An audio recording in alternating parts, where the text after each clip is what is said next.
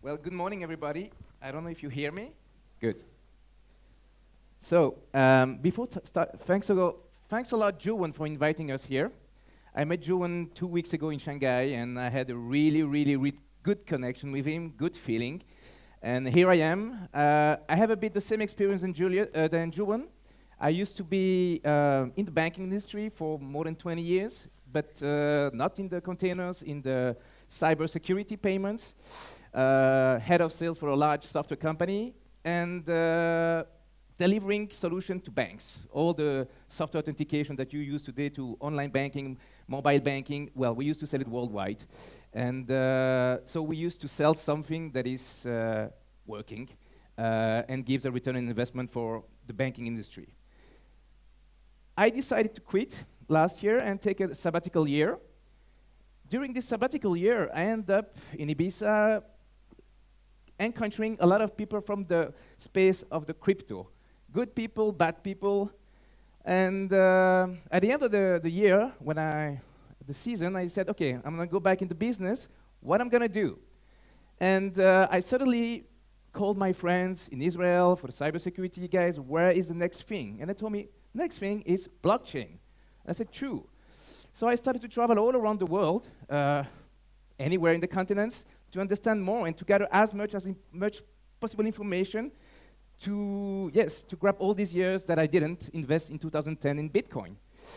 And somehow, it was the time where last November, when at Consensus, the Bitcoin reached $10,000.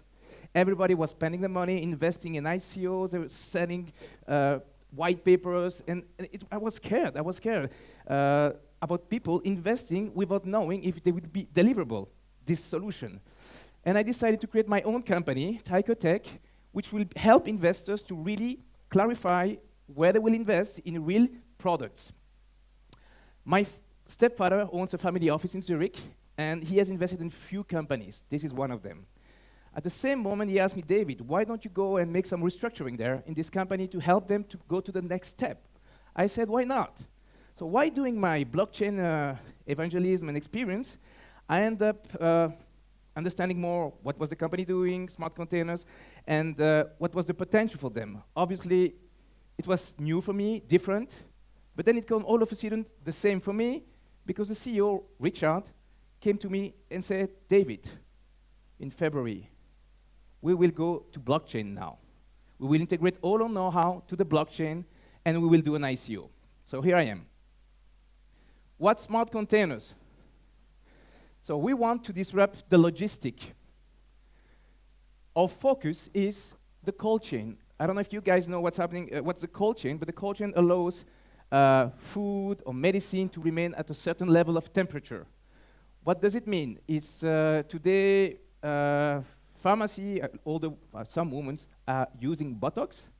Botox is something that has to remain between +2 and +8 degrees, because if it goes above 20 degrees or below 20 degrees, the merchandise is lost. So this is why today there's two types of markets for us, pharma and cold chain global, which means also food and food. You see the numbers? This is the potential of the market. This is not good. No? Can you? So I'm continuing. So smart containers is a company. What I'm going to present you today is not something that other speakers will do. As I told you, I'm a sales that used to sell something that works. And this is what we want to do today. We want to show you something that works, and we're going to put it in the blockchain. Somehow it doesn't work, huh? Just tell them next slide. Well, so what's happening today in the logistic is that you need more than 200, sometimes more than 200 documents to ship just one container.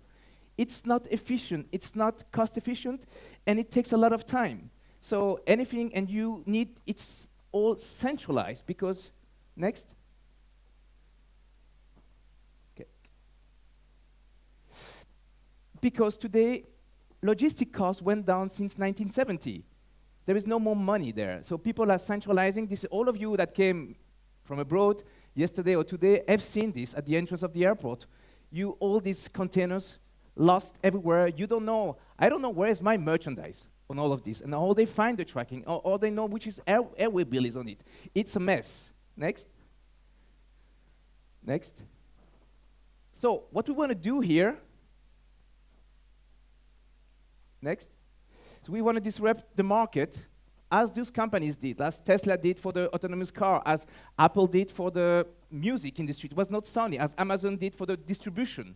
We want to be the next generation to allow the logistic to enter in the blockchain. Next.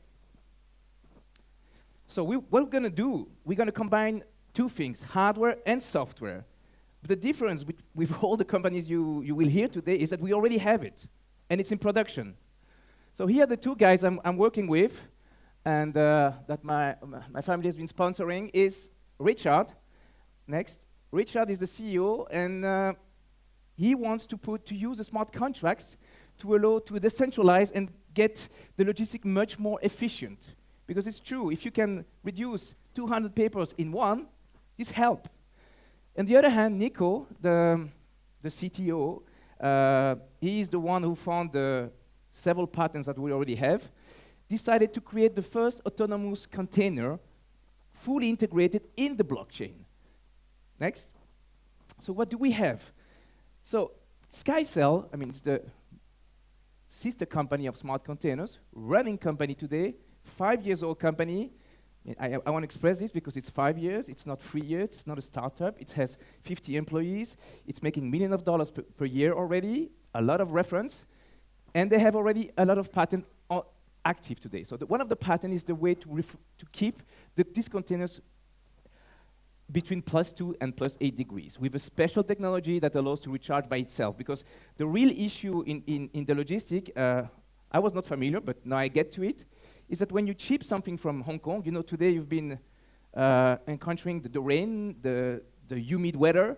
So imagine you want to ship something today to Canada. It has to remain in the airport a few hours, has to find the first plane to leave, and maybe it will stop in Dubai because there's no direct flight to Canada or to Buenos Aires. So, and it will stay between 50 degrees or 45 degrees somewhere in Dubai, you don't know. But at the end, what you know is that your merchandise, when it will arrive in Buenos Aires, may be totally waste. In the pharma, a container like this worth maybe $2.5 million. They cannot lose this money. Next. Next. You can go. So what we have today is that okay, I stay here. So what we have today, we are above the market. We took time to demonstrate it because the pharma industry is a complex industry. You have to know that these guys from the logistics are a bit dinosaurs. They don't change from vendor every day. It took us now to win GlaxoSmithKline worldwide 17 years to change from one vendor to another vendor. So it takes them a long time. But what we bring them is all this software monitoring of the temperature control from A to Z in a way to allow their audit department and quality department to make sure that there is no risk in the business. So today we are number 4. Maybe this has to be updated with the large win of GlaxoSmithKline and Roche, which happened during this ICO. We allow our clients to reduce 20% of their costs, and we are recognized worldwide as the safest containers. Next. I'm not going to enter into the detail, but the next thing why I'm here is for this product. This product is the next generation where we see, I mentioned Amazon earlier, because Amazon wants to enter in the pharma business. What does it mean for them? They want to bring their drone to deliver your insulin at your home or at your hotel. So this is the next thing. They will have the same problem of cold storage. So we develop, and we are the unique in the world to develop this small container. Small containers will be low people or old people that need something on demand to be delivered at their door in the right condition. I'm talking about pharma here, but this is the next step is to go into food. Next. We already have, as I said, a business. partnerships with all the major airlines. Next. Major freight forwarders. Next. And pharma. I mean, these names are not small names. I must be frank. Takeda, Allergan, GSK, Roche. It's the top leaders. We want to be the number one. But to be the number one, we need to increase our fleet. We need to increase our fleet and also the expansion on this new market, which is Food Guardian. Next. So Food Guardian is also providing a solution. During this tour in Asia, we found two cases. For example, one in Norway where a big salmon farm has an issue. They are shipping salmon all around the world, but they are losing 10% of their merchandise yearly. It's not admissible for them. They have to find a solution.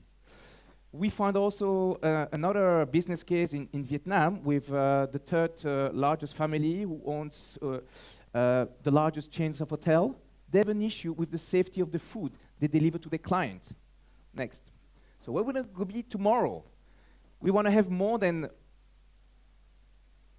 12,000 or a million containers. Obviously, we hope to get to that point. But how to manage this? That's where the blockchain will help us to do it. As I said, today, the blockchain, a normal user has to handle all the papers from the manufacturer to the airline, to the custom. It's super complex. Next. The blockchain will help us to decentralize all this and to allow, thanks to the containers and our IoT sensors, because as I said, we are providing a temperature control monitoring to give an easiness for all the users in the ecosystem to know where is the container at each moment, from the beginning to the end. Sorry. So this will be our logic chain. We will allow different partners, such as the airline, freight forwarder, or me, the direct user. I want to make sure that my salmon respected the temperature control until I eat it and I bring it to my mother. Next. Next. So we will be an API. We will use we want to create our own blockchain. We will use the standard protocols. The public part, where you will have the size, the weight of the container. Next. And the private blockchain. The private blockchain will be used with the smart contract to allow a safe transfer of critical information, such as insurance, the weight was the storage of this merchandise, or any type of other document that feels relevant. It will be like the utility coin. This will be as a utility coin, this will be where people will pay for it. Next.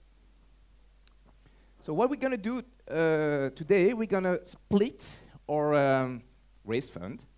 In one hand, we already have a business, real customers that we want to expand and become number one, but also enter the food market.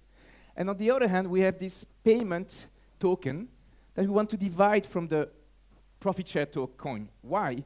Because we don't believe everybody will use our container. So we need to give something neutral for all the community to be able to use it. And when I say all the community, I'm talking, we don't want only Swiss people. We want everybody. As I give the example in Vietnam, as I give the example in other countries, everybody has his own business case that we will be able to apply on it. Next. I already passed with it. I already presented Richard and his team. Next. Our advisors, forgot to mention, we're a Swiss company based in Zug. The funny part, I'm also based in Zug, but more than 12 years ago, so nothing to do with this crypto space.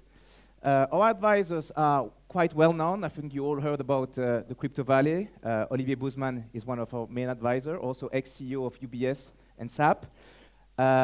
Liquor, I think you heard about this platform. It's quite a successful exchange platform in Switzerland. We also have David from Washman as a good PR advisors, and experts such as Mark and Gabriella to help us to create a real token model. So why to invest with us? I've seen so many scams in the last month, so many people making super presentations, but not committing to deliver something. Here we have something real, a real business, expansions, and providing a solution for the industry. Thank you very much.